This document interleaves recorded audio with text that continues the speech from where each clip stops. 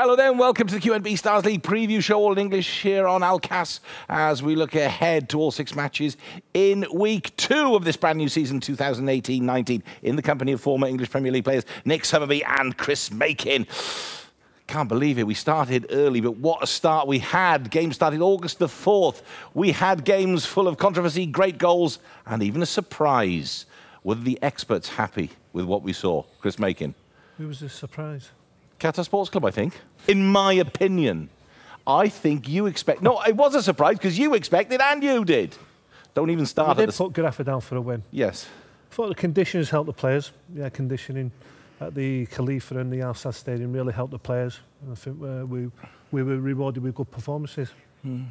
I was just going to say that about this. I was going to get on my soapbox and say... No, but it didn't really feel like an opening weekend, did it? In many, certainly our first match we did, Qatar Sports Club, up against Al Gharafa. I mean, I know you were impressed. Yeah, and what a game that was as well, by the way. Fantastic. What a forward line they have. Pace and power, so that was good. But usually it takes a couple of weeks until you really get into your stride. It wasn't the case of that. You know, it was a really good start to the season.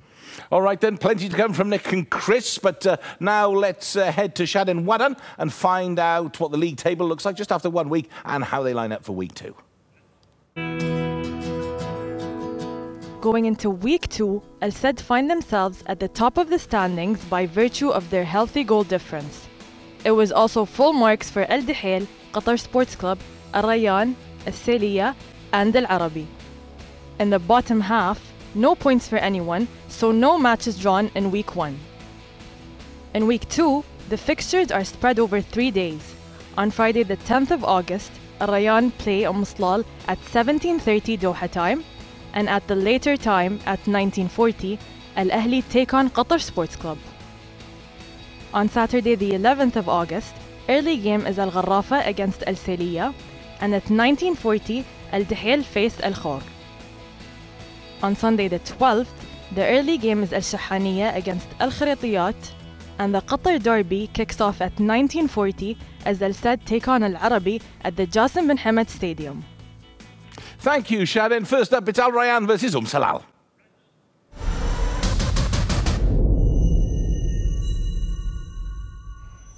Well, could this be Al Rayyan's season? They got off to a fantastic start with the Sheikh Jassim Cup victory, Chris, and then a victory in week 1. Let's enjoy those goals. Pretty good they were too, Chris. A very good first half performance by Al Rayyan. The foot off the gas in the second half, but they'd already done enough by then. 2 goals in the first half. Great to see Sebastian back on the score sheet. I'd love to see Al Rayyan do well, and if they are going to do well, I think Sebastian has to get 15 goals, 10 to 15 goals if they are going to win the league. I suppose it's hard to say at this stage, Nick, because we got some wonderful performances off them last season. What they couldn't do was just keep it going week in, week out. There were weeks where they would drop off. Do you think there might be something different this year? They've got the new head coach, of course, in Arubarena. Yeah, but you know, you get your belief as you go. They've obviously got the first trophy, then they got the first victory, and you literally can just take it game by game. But in their situation, do they believe that? Does the manager really believe that they should be title contenders?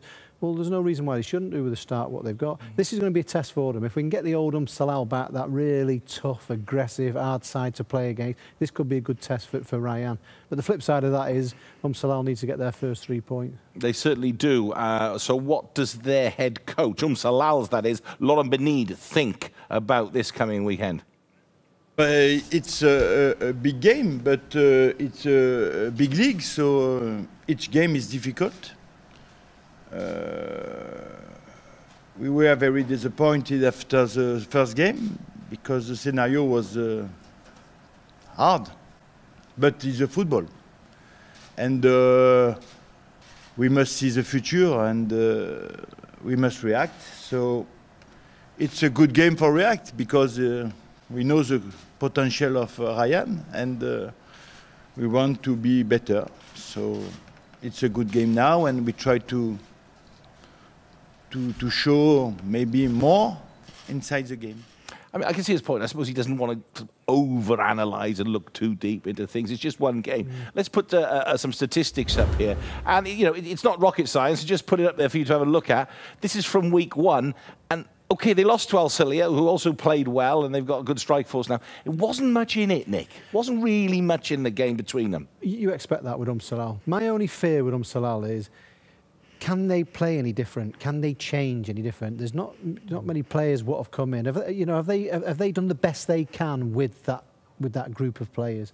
That's what I'm looking forward to seeing. It's very difficult to change them. You know Sagbo's up front. You know Mawas is behind him. You know they're going to be solid. Nash will be in there. They have to bring some. The league has moved on a little bit. Are they were unfortunate, though, Nick, because the new centre forward started the match and got injured straight away. But I'm talking about that as a whole. Has their time gone for maybe getting into the top four? We'll have to see that, though. But they need a vintage performance out of this. OK, let's. You mentioned Sagbo there as well. He is a key player. Didn't score enough goals last season. He got off, to a flyer in getting a goal in this first match, despite the defeat. Yeah. How can it work better for him? Remember his first season here? He was dynamic. He was involved a lot more. He got a lot more goals. He's still the leader. Still got the armband on. I said last week, I think there's too much responsibility resting on his shoulders. He needs help. You're looking at the Syrian international Mawas. Scored 2 goals last season. That's nowhere near good enough. He's got to get to double figures if you're an attacker.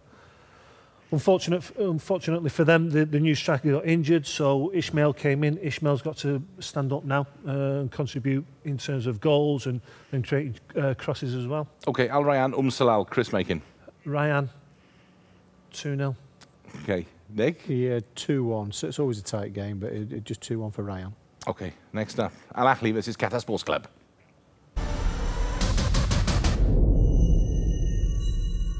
OK, I guess we were all a little bit disappointed with Al Ahli, and I think they probably were themselves more than anyone. What we're going to do as we look ahead to this game is first just go back to the post-match interview with their new signing and captain, Nigel de Jong, to see what he thinks needs to be done. It's quite short, but it's interesting.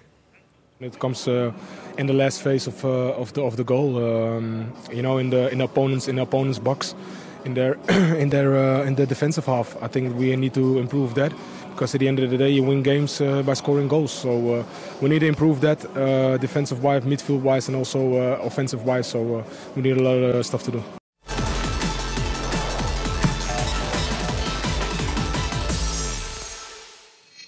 Chris, you want to react first? Yeah, just got to improve defensively wise, midfield attacking wise. Only the goalkeepers are okay. No, but you know what? The reason I put it in, I know it states the obvious, but there's one thing he says, and it's because Nick doesn't stop going on about it, but he's right. You've got to score goals. And you can overcomplicate football as much as you want. Yeah. If you're not putting the goals in at the other end, you're going to struggle. Well, all the sides really that struggle. Creating any chances. No, they weren't creating, and that's the problem. Then the other thing you talk about is when you're creating chances, you can sort of say, well, at least there's something promising, but there was nothing there, Nick. No, well, Farringdon, he comes in. I don't think he's obviously fit at the moment, so he has to be the centre forward what scores goals. Let's not forget about the chance what Mershel had. Could have made it 1-1. Could have been a difference. In situations in games with sides like Al Ahly, you've got to take your opportunities, especially good ones like that, Michel. So I think what they'll do there is they'll probably get Farringdon and Michel maybe close together, those two together. But then when you're working with your defensive midfield, I think Nigel de Jong's perfect for that. Maybe put him as a centre half. He's probably not done that before. You need someone there that knows about the defensive side, and obviously then your centre forwards will hopefully start scoring goals. OK, well, what does their head coach, Al Ahly's head coach, think? It seems that Milan Machala enjoyed the experience of that opening weekend. But generally, I think was good first round, but everybody, because each club brought a lot of professional players and new players, and I think this beginning 1, 2, 3, 4 rounds, we must wait that many coaches will change players, because we have 4 new professional players after Ali is there new, and we continue. We have other 3 players on the bench, and step by step, if you want to just say something about these players, they need opportunity. But if I watching other games, I think first round was very good and fantastic field, fantastic atmosphere inside and good temperature. I think this is very good for future. You are talking about World Cup. Good. Well, he's enjoyed it, but his team are going to have to do a lot better against Qatar Sports Club. Chris, do you want to have a look? I mean, we're looking at the Qatar Sports Club goals in this victory. 3-1 over Al Gharafa. They were impressive. I mean, obviously, Mr. Michel is a vastly experienced manager, so he'll have sat down, had a look at this video, and his defence are going to be absolutely you've got to be concentrated the whole way through this match, because they're just going to soak up the pressure, Qatar Sports Club, and then 1 or 2 passes later, they'll hit you on the counter-attack. So, for me, Michela's defensive line is so crucial. They'll play the same way, Qatar Sports Club. They're away from home again, just sit in there, wait for the right time, and bang, 1 or 2 passes, you know, they're at the back line. Do you know what? I don't think there's a team in the league, or we've seen for a bit, with as much pace up front. So what you have to do is stop this at source by not let them turn. You know, because you've seen the passes there from Mari. This is a young boy, Hussein, who's come in, and boy, you know, what a talent they are. Ali as well, making his runs from midfield. Maybe if you Ali just defend a little bit deeper, maybe another 5 or 10 yards drop off. You probably encourage crosses because they're not big. Yeah. Nick, take us through just in a bit more detail the counter-attack, which leads to that last goal, I think it is, and the speed of it. And this is what you want to focus on. And this is where they were so good. I mean, this is fantastic. There's a ball forward. You can see the time straight away. It comes through Omari. There's Hussein. And you know what we've had a lot of in this game, which is wonderful to see, was timing of runs. Not any offsides, getting it absolutely spot on. All last season we covered when whatever team was playing against Al Salih, they couldn't do it. They did everything right. It was forward perfect. runs as well. Forward runs. Yeah. But sometimes you haven't got to play all that football. Get it up there and use that pace and try and hit them straight away. And I don't think I've seen it done any better since we've been over here. It's really good. Qatar Sports Club's head coach, Abdullah Mubarak, must be pretty pleased. This, you know, each coach you have work, and you have key point for a player for fast. You must use it for counter-attack. Some team you need organization for defense. Any game you have different strategy. So whose strategy is going to win the day in this match? Al Ahli versus Qatar Sports Club. Nick, you go first. Yeah, a difficult one, this one. I'll probably go for I'm going to go for a 2-1 Qatar. 2-1 to Qatar Sports Club. Chris Makin? Same. The same. All right. Next up, it's Al Gharafa versus Al Salih.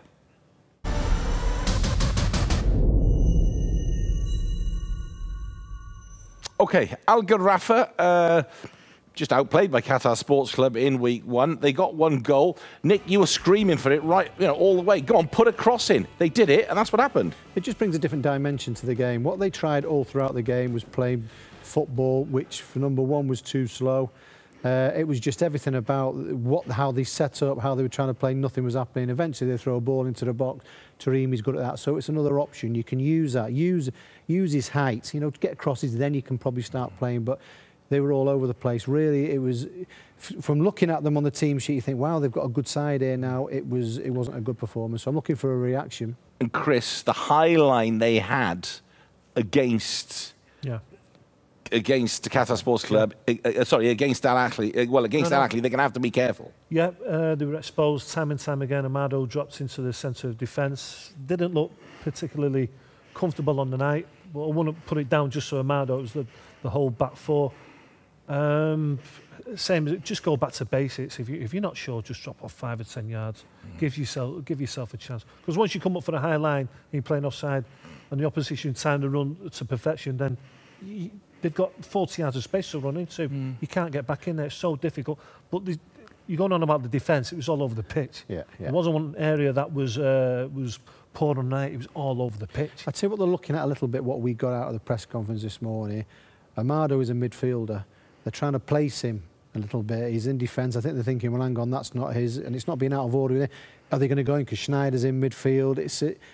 At the moment, he's a little bit lost in what is his first team, if you like, and how they're going to play. He just looks a little bit lost, doesn't he? Well, this is what Al Gharafa's head coach, Christian Golkov, had to say in the press conference today. After the game, also we see the mistake we do. Our problem is our play is very slow, lateral. No, we make. I think I see the statistic for the first journey and the first day. We have only Sad make more pass than us. But what happened? Only lateral pass, very slow, and for this we create no chance to score, and we give chance for the other team because we make mistake in the pass, and we open the team and give chance to score, because You see, Qatar scored 3 times, but also they have more chance to score, and this is not normal. Nick, somebody wants to react to that straight away. Just thinking about that, Abdulaziz was at fault for a couple of the goals there. Gave the ball away. I would probably stick Amado into midfield. He's probably a little bit of a better passer. But as he's talking about, it's too slow. That can't happen straight away. That you can't play the pure De Gea football. That doesn't come. They're going to be a little bit unconfident doing it. You know, I know they have the players to do it, but it's going to be interesting to see what sort of reaction. But that thing doesn't happen overnight. It takes quite a few games till you really get it zipping around. Chris, they're up against Al Salia. They got off to a great start. They did last season, couldn't carry it through the whole game. But Abdul Gadir, we talked about him leading into that first match. Sami Trabelsi wants a lot from him. Yeah. And goodness me, didn't he produce? Why not? It might be one of those players that needs pushing. And Sami Trabelsi does get the best out of his players. Very good at man management. Don't forget, he's also signed Tibi Kanane, who had 2 glorious chances on the night. And you fully expect him to score one of those. But this was the last kick of the game. Abdul Qadir, another debut for Al Salia. He's been at the club before. 2 goals on the night. Another win. So they go into this game. I bet they can't wait for this game, really. They're on a high, full of confidence. They've seen the Al Gharafa defence. Give it to Tibi Kanane. Give it Abdul Qadir. They're in business. But as we quite often see, head coach Sami Trabelsi is taking everything in his stride. I think it's a good thing that Abdelkader scored 2 goals in this game, and I hope the best. I wish the best for Abdelkader for the next game, and for the player. It's very difficult. I saw the statistic from the last game for Gharafa. I see in possession in last third half of the field for Qatar Gharafa, he's inside many times.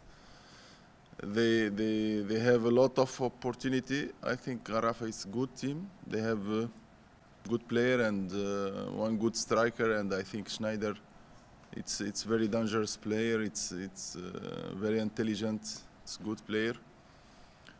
But us, we have our quality, and we hope to continue in the win. As I said, taking it all in his stride, not getting carried away with an opening weekend victory. Al Gharafa versus Al Salia. How do you see it going, Chris? Another 2-1, Salia this time. Right, okay. Nick? I'm going to go the same, yeah, 2-1. There's a lot of 2-1s in mine, and Chris has said. We'll get one of them right, one way. But you're both back in Al Salia, so what you're telling us there is still lots to be sorted out at Al Gharafa. All right, I'll take that. Next up, Al Duhail versus Al Khor.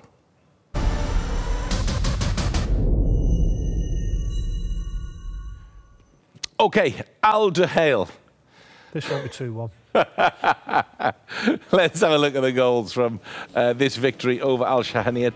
To give Al Shahaniya their dues, they kept them the clean sheet up until half-time. It was after that that the machine just started to find its usual way, and El Arabi was where you expect him to be.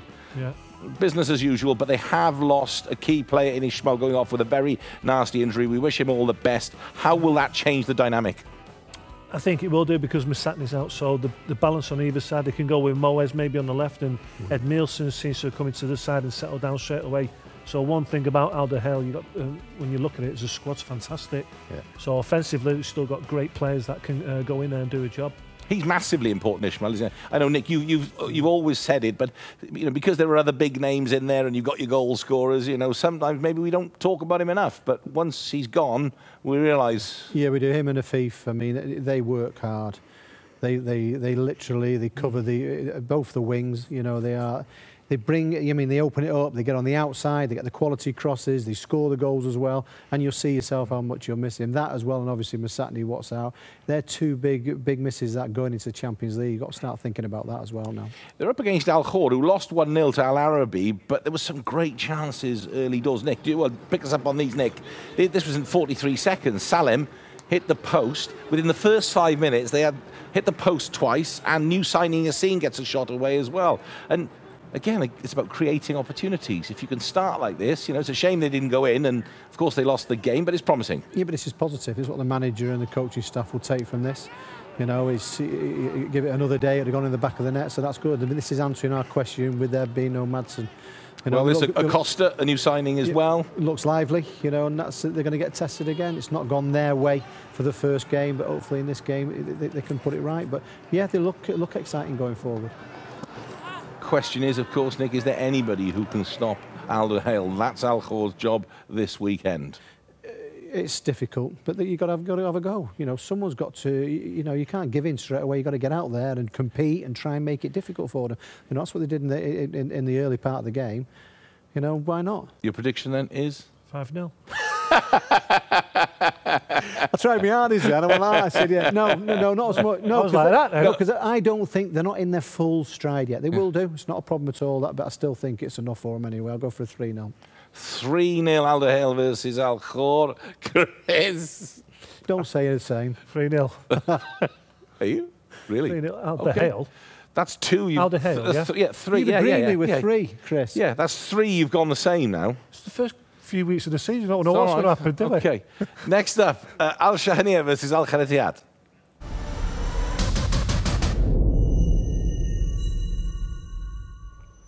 Okay, before we hear from Chris and Nick, let's hear from Al Kharatiyat's head coach. Remember, 6-0 they lost to Al Sadd. That's a tough one to take at any stage in the season. This is the reaction of their head coach, Nassif Beawi. So after three goals, three against the Sadd, it was you know, it's like we lose concentration. In all those periods of the game, I saw my players playing well. Did well in many part of the game, but like I told you, it was just a mental problem in the end of the game. So we can pass this problem. We can fix it, and we have to work and keep going. I get a good vibe off Nassif Beawi. I really do. Very good. But don't you think this could be a 6-pointer? Yeah. Listen, I know we can laugh and joke about it. This is a game between two sides who are going to find it tough all season, right? 21 games to go, and this is a crunching. You've got to win it. Yeah. This could be the difference at the end of the season. Let's talk us through, because you and Nick picked out a little something from. It was about being more positive. Need more belief, Al Kharatiyat. It's just a short little clip. This is good play. You know, they work it very well. But just that little bit, be positive. Get your foot round it and get it into the box there. You know, that's good. That's a side what's got a little bit of confidence. And I tell you something, isn't it nice to hear a manager what's positive? You know, we can do it. It's nothing. We can change it. But you've got to look in football. It's all right looking at possession and bits and bobs. It's certain situations in the game. They get the header at the start. The penalty goes against them. An own goal. You're out of the game straight away. Then it's a quality opposition. But sometimes if it's an equal opposition, it might not go in. Okay, let's pull that graphic in. You said you can look at all of these. Just move your shoulder a little bit there, Chris, so we can see. There we go. So, you know, how do you lift aside? Because they are going to get to hear about these. They know what they are, you know. And I know you don't always like the old possession, but when it's that bad, you know, that's you hardly touching the ball, by the way, over 90 minutes. It's 28. Al Sadd.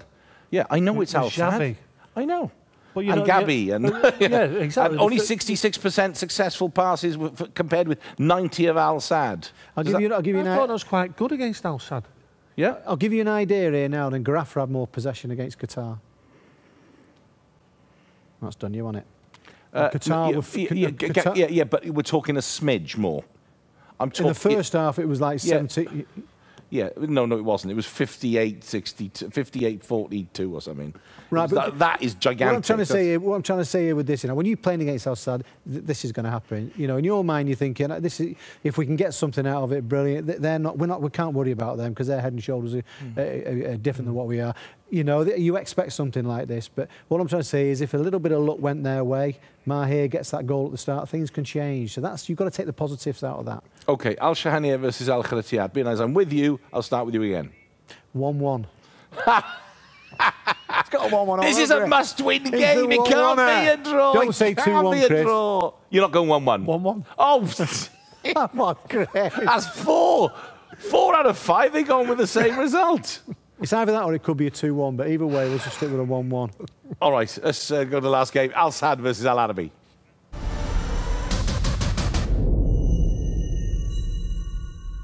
Right, let's fire off with those Al Sadd goals, Chris, from week 1.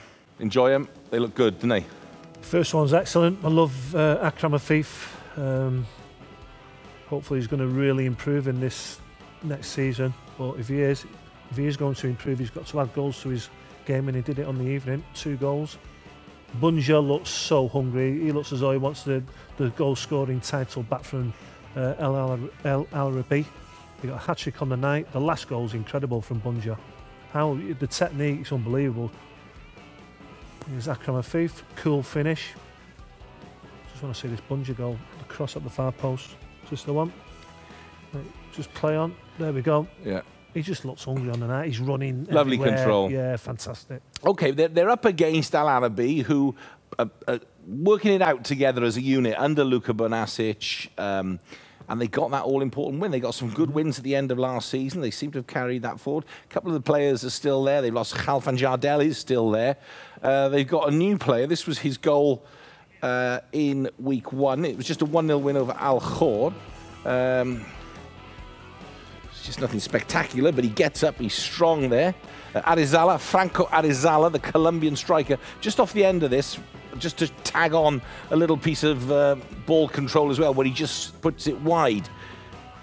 He's the new man. This was a great win. Yeah, but that's what it is. Listen, there was a bit of a black cloud before the game, thinking, hang on, there's 7 key players out. What they're going to do? Didn't give him a chance at all, to be honest with you.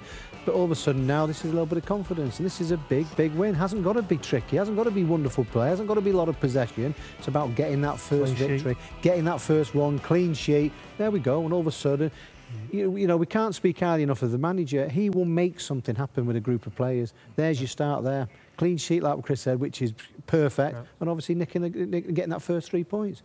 You know, that is what it's all about. Now all of a sudden they can go in against Al Sadd. Once again, nobody really gives them a chance, but you know, you got your first 3 points. You can go into the game knowing that you've got that first 3. So let's give it a go. Let's keep it tight. Let's stop them from playing. Okay, your prediction for this game. Al Sadd up against Al Arabi, which of course it's a derby game here in Qatar. I'll go first. Chris. I'll go. There's no shocks here, Chris. It can't be. It can't be. 2-0 Al Sadd. 2-0, is that all? I get the feeling with Al Sadd at the moment, the same feeling what I got from De Gea, like they are just hungry. They are determined with every conceivable thing they're in. And they've got the zip. I know it's only early, but too much for me in a huge game like this. 4-1. Right. And do you think this... their performances are all helping them to lead up to the AFC Champions League quarter-final. They play 27th and 28th of August, that first leg. I think the signings were brought in for that as well. Absolutely. The signings are perfect. We've obviously questioned about if Bunja's injured, but forget about that because he's playing here now. This could be a memorable season. This could be the best season of all time for them. You know, and they start off now, great result, do well in the Champions League. That's going to go into the league. All right, Nick and Chris, thank you very much. Let's just head over once again to Shadin Wadan to show us the league standings going in to this week 2 and how they line up. Going into week 2, Al Sadd find themselves at the top of the standings by virtue of their healthy goal difference. It was also full marks for Al Dihel, Qatar Sports Club, Rayyan, Al Saliya, and Al Arabi. In the bottom half, no points for anyone, so no matches drawn in week 1. In week 2, the fixtures are spread over 3 days. On Friday the 10th of August, Rayyan play Slal at 17:30 Doha time, and at the later time at 19:40, Al Ahli take on Qatar Sports Club. On Saturday the 11th of August, early game is Al Gharafa against Al Saliya, and at 19:40, Al Dihel face Al Khor. On Sunday the 12th, the early game is Al Shahaniya against Al Kharitiyat, and the Qatar derby kicks off at 19:40 as Al Sadd take on Al Arabi at the Jassim bin Hamad Stadium. Right, from Nick Summerby, Chris Makin and myself, it's a very goodbye. We're all set for week 2. Remember to join us here on Alcast. Bye for now.